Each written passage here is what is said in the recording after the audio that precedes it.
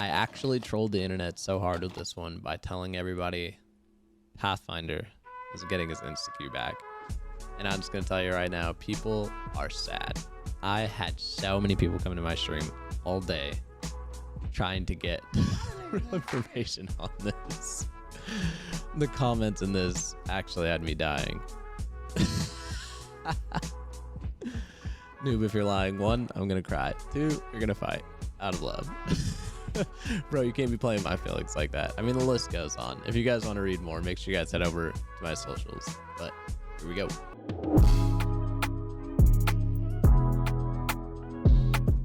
Yo, what's going on, guys? It's your boy Noob King, and we're back with another banger of a YouTube video. Today, we are breaking down some of the things on the internet that we have seen of Season 12, from Maggie's abilities to unlocking Tier 2 and higher versions of finishers to the 9v9 game mode that's coming up on February 4th, and some more. So I hope you guys enjoy this video. It's a little different. It's not arenas. We'll have arena stuff tomorrow, but I've been wanting to do this and just talk a little bit about the stuff going on right now. If you guys are new to the channel, make sure you guys drop a sub, leave a comment in the comment section on what you thought of this video and what you think of Season 12, and also what you want to see come in Season 12. As always, I'm your boy Noob King. I love you guys. Thank you guys for everything. I hope you guys have an amazing day, and let's all look forward to Season 12. All right, so firstly, we want to talk about Mad Maggie's abilities. Again, this is from Apex Legends Intel. I don't know how true these things are. I'm not saying they are true. I'm not saying they aren't true. I'm just going off of what is out there on the internet right now and what we're going to be looking for if you guys haven't already seen this stuff. Excuse me. So Mad Maggie's tactical ability is going to be something called Riot Drill. And again, none of these things are confirmed to my knowledge. All of these things are just things found on the internet. So the Riot Drill is basically a fire. You're going to fire a drill that burns enemies through obstacles. And that's going to be her tactical ability. So I'm assuming it's going to be kind of something like Fuse. I'm not entirely sure. That's the only thing that I could think about is kind of like how Fuse shoots a knuckle cluster. She might shoot something like that. I can't imagine there being some huge drill out on the floor. So we're just going to go ahead and guess that Mad Maggie is basically going to have something that can shoot through walls, something like a drill that buries its way in and can burn enemies. Up next, we have her passive ability, which is basically it temporarily highlights enemies you've damaged and you move faster with a shotgun. So again, we see another legend come out that is going to have wall hack abilities. So I'm assuming when you shoot them, basically they're going to be highlighted, probably similar to something how Seer was when he throws his Q and he lights them up. And then also you're going to be able to move faster with a shotgun, which is going to be, again, these are her passive abilities. I'm not entirely sure if it is just shotguns that light them up, but I'm going to assume it's all guns that light them up, and then you just move faster with the shotgun. So pretty insane to see another wall hack legend come out. And I know a lot of us don't like that, so it's going to be interesting to see how she shapes up in Apex. And last but not least, we have the Wrecking Ball. So from what this says, it says you're going to throw a ball that releases speed boosting pad and detonates near enemies. So I don't really know what those pads are going to be like. I'm not really entirely sure, but the fact that it's going to detonate near enemies, I'm assuming that's the ball, and it's releasing speed boosting pads. I mean, it's just, we're going to go with what this says. So it's going to be really interesting to see Mad Maggie's abilities. Again, we don't know if this is true or not, but we're just kind of going off of what we've seen. All right, let's take a look at Mad Maggie. Again, this is a video that Apex has already released, and let's check it out. Maggie has been humanely sentenced to die in the Apex games. And now, let's extend a hearty welcome to your new legend. I'm no legend. Okay, so I'm pretty sure that was our first look at what the speed looks like for Mad Maggie when she has the Evo right here. We kind of see how fast she's actually running and moving when she's ADSing, and that's fast. Like, I don't think that's just the video. I think that's actually how fast she's going to move. Fair trial. War criminal Mad Maggie has been humanely sentenced to die in the Apex games. Skin's sick. But Maggie is no easy prey. What she lacks in empathy and basic human decency, she makes up for in stubbornness and raw ferocity. I was in Be Kid. Who wants to die first? And while her impotent rage is merely delaying. Okay, yeah, look how much faster she's moving with that. Oh, shoot. Okay, that's the speed ball.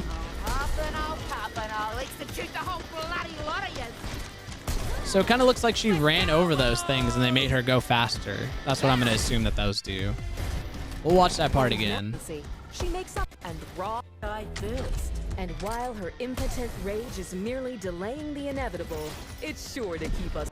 Okay, so this is the spear that we talked about earlier, and basically it looks like it's dropping the pads right there. All and then they're blue, and I'm pretty sure it shows her. Okay, so it looks like she's being charged by these things to run faster. So I wonder if you're gonna be able to like stack that, or if it's just gonna be entirely she's able to run faster, because she has her passive. So if she has a Mastiff or any other shotgun and then she hits that, I wonder if she's twice as fast. But again, who knows? Well, we're gonna find out soon enough.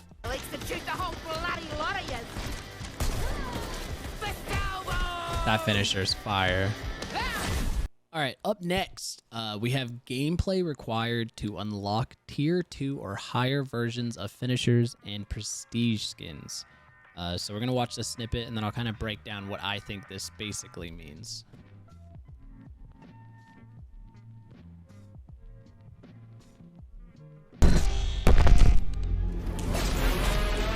The hunt begins. This mask has seen life through death. With each victory, dude, that Bloodhound skin's sick. And with that, blessed is your departure. Okay. What's this man, the Predator? Sheesh. So basically the way that I believe that this is gonna work, again, just speculating, is that we're going to see, you're gonna have to basically do your daily missions, right? Which would be the gameplay, which is like your daily task and things like that. And what that's going to do is it's gonna unlock higher tier 2 or higher versions of finishers and prestige skins. So basically I think what we're seeing here is it's incentivizing that you actually get your dailies done and your weeklies done so you can unlock these things. That's really the only thing that I can think that this means. It's pretty straightforward. I can't see it really being anything else besides that. But yeah, we'll see. We'll see. All right, so now what we're going to do is we're going to take a deep dive into the new Ltm Control. Basically what it is, it's a limited time 9v9 mode. You pre-select your loadouts, your drop-ins, you respawn infinitely, and fight for control. So basically we see our first look at 9v9. That's right, 9v9. Like what the heck, dude? So basically from what I've gotten is that it's going to be a capture the flag type of game mode, where you're going to basically have to pick your loadout, pick your legend. Hopefully that is working with your team. So obviously we see here we have all different legends. I'm going to assume that they're not going to let people stack like 9 gibbies or something like that. That would be insanely broken. We can all just assume that Apex is not going to allow that. Apex better not allow that. But you basically want to contribute to your teammates, hope that they contribute to you, pick legends that all work in copacetically with each other. Copacetic with each other. Oh, that's a real word. But yeah, so let's take a look at this. Live, die, rinse, repeat. Essentially, once you die, you'll be able to respawn back into the game. We kind of have seen this amongst other game modes like the Christmas Day event, where you die and you're able to instantly respawn. Well, actually in the Christmas you couldn't, but in this one you can. So you're going to respawn very fast. You're going to be able to change your legend and change your loadout amongst this time of dying.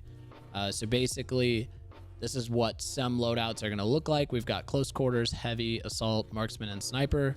I'm sure these are all going to vary and change. They seem to all come with grenades. You can change the sights on all of these classes, which I think is super useful because a lot of people don't like the 2 times on the wingman, for instance, or like the 2 times on a PK.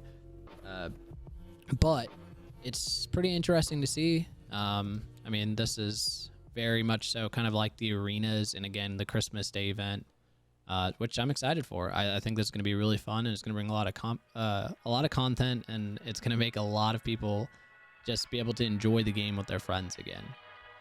Power struggle is essentially you're trying to control the zones. The max score limit is 1,250. I don't know if that'll vary or not, but you're basically trying to capture as many zones as you can to win the game. And again, if you're familiar with like Call of Duty Capture the Flag or things like that, I'm assuming there's like an A, B, and C, which we see right here, A, B, and C. This team's winning. They have 78 points out of 1,250. This team is losing. They have 0 out of 1,250. So we see that they are trying to capture their flag, and obviously it's going to be played on 3 different maps, which I'll get to in a few seconds. So sometimes the event is going to be shaken up though, where there's an action that is needed, and there's going to be a capture bonus, which will place a one-time point award on selected zones and start a countdown timer. So what I'm going to assume is that basically they're going to have, like this says, attack A, zone owner claims bonus. So you capture A, you get a bonus. The team that owns this zone with the timer hit 0 will earn a large amount of points. These bonuses concentrate attack, defend gameplay around a valuable zone that'll shift your attention to the battlefield. And yes, I'm reading this word for word because I got to break it down for you, you know? Airdrops are opportunities to grab powerful crate weapons to give you damage output and advantage, but watch out, they'll run out of ammo if you're too trigger happy, which obviously we know about. One interesting thing that I did see amongst other interesting things is you're actually going to be able to choose where you spawn. So like in this one, for instance, this team owns C and B, and this person only owns A, and these are the respawn ships. So if you own A, it's going to be called your pushing forward on the battlefield and your forward operating base. That's what I was looking for. So a forward operating base here is going to be A, but let's say this team captures B. Now they can all spawn B. And that is where you're going to start seeing things get crazy, because then you're trapped at A. You have to push your way back up. It's going to be difficult, you know, so there's a lot of incentive to just not camp and to have fun in this game and get out, frag out, and have fun. If you own the center zone, you'll be able to spawn there. But if you also own your FOB, this is how the central zone has a direct connection of reinforcements from the home base. This also means if you own the central zone, but you lose control of your FOB, which again, we go back up top, we know that's forward operating base, that you will lose the ability to spawn on either zone. This makes backcapping a powerful strategy for a team to divert attention from one zone to another and orchestrate a push for a capture. So basically, we see that A is being captured by, we're just going to call them Team Blue, and that will allow them to be able to spawn there. But if not, and Team Orange captures it, then they are going to be able to spawn there, if I'm not mistaken. Pretty sure that's correct. So, basically, another way that you can win is by total control. Again, it's very popular amongst most capture the flags. If you own A, B, and C, the lockout timer will start. If you're able to lock them out the entire time, which basically puts the other team in a sudden death, and you keep them out the entire time, you win that round, and that's a GG's only. Pretty simple there, pretty straightforward. They're going to have ratings legend. So basically, the better you perform, the better you will be rated. They've basically made a ranking system. As you play control and perform actions that help your team, capturing zones, killing enemies, assisting teammates, you'll grow your own rating.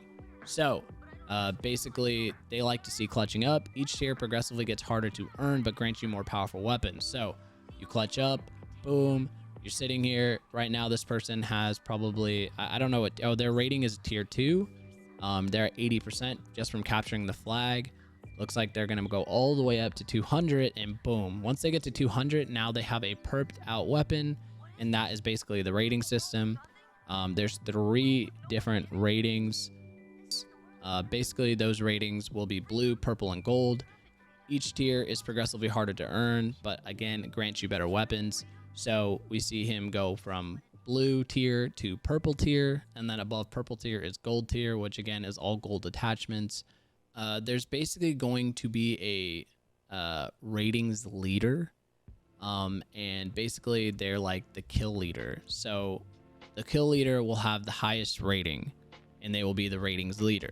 But in order to take that from them, let's say you kill them, again, because kills in this mode don't really matter. It's just about your ratings and how many points you're capturing, or how many flags you're capturing, how many points you're accumulating for the win. If the rating leader dies, you'll have to exceed the rating that they currently had in order to become leader, and no one will take that leadership if no one surpasses that. Now, on to the maps portion. Basically, the maps that we're going to be seeing being played are Outlands, outside of Hammond's Labs on Olympus, and Barometer on Tropic, with extra cover and updated traversal options to support defense firefights. So we're going to see probably some new things implemented on these maps because we are very familiar with them, to where they make just actually this type of playstyle in this game mode way more viable, way easier to play. Well, not easier to play, but easier to where, like, usually you would play this side and there's nothing here. Like, if they had nothing here in this area, no cover, nothing like that, how would you capture the flag? So I'm sure they're going to put up cool little obstacles, nice little walls that we can hide behind, move up, capture, get back, etc. But cool stuff coming. Really excited to see this. And good job, Apex. So my first time doing anything like this. It may not be perfect, but I was excited to do it, and I hope it helps you guys get a better look at Season 12. If you guys did enjoy this, let me know in the comment section, and I'll do more breakdowns just like this, but a lot better. You know, I think I did okay. I did all right. But as always, I'm your boy Noob. Let me know in the comments on what you're excited about in Season 12, what you're not excited about, and what you want me to break down next. Love you guys. Thank you guys for all the love on the channel. Hope you guys have a good one.